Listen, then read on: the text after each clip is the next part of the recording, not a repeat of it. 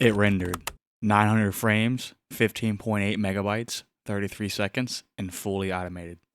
Last week, we got the machine running, and this week, we made it smarter. Because a pipeline that works is just a starting point, the question is, does it make something actually worth watching? This is where it got interesting. I started questioning the whole concept. The original idea was a lunchtime market recap, simple, consistent, daily, but my assistant Dwight, he pushed back. If the market's been open for 2 hours by 11:35, viewers already saw. That's not a reason to subscribe. We redesigned the whole content strategy in one simple conversation. So here's what the Wolf is actually becoming now. He's going to post a pre-market brief, which is daily, published before the open. It's forward-looking, what can move markets today. Never goes stale because it's predictive, not reactive. Then to go with that, we created reactive shorts. These are approval gated. When something genuinely happens that moves markets, the system flags it. It notifies me, and I approve or skip within 15 minutes. Max 2 of these per day. Hard cap. Sunday, we have a weekly preview, and that's what's coming up this week. Key events, earnings, economic data. The Wolf's lean on what actually matters. This is our retention driver. And then on Friday, we have a Friday wrap. How did the week actually play out? This is where Wolf builds his accountability and kind of builds his personality through the accountability. And the personality is what's going to build his subscriber base. On the technical side, we built a full closed loop this week. The asset library now has memory. Every VO clip and image gen scene gets tagged, stored, and reused. The Federal Reserve meeting is today. The system checks if we have a Federal Reserve tagged clip in our library. If we do, it'll reuse it. If not, it generates a new one and saves it for next time.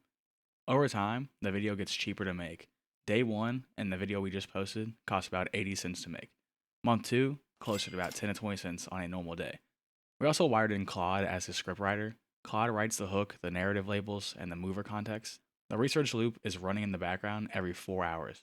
So scraping viral financial shorts, 50,000 views minimum, uploaded in the last 90 days. It analyzes the hooks, the pacing, and the transitions. This gives us feedback and our style guide. The Wolf is learning what works by watching other people who know what works. I also made a mistake this week that clarified something important. We ran a trial video on day 1. By the time I left for work, the Supreme Court had ruled down on Trump's tariffs. Our video was completely and immediately outdated. That's the lunchtime recap problem and one real example. The world moves faster than a scheduled video. The pre-market brief solves this. You're not recapping what happened, you're framing what might happen. Even if the tariff ruling happens at noon, your 8 a.m. take is still valid. You flagged the risk, the market reacted, and your story confirmed the read. That's what makes someone come back tomorrow.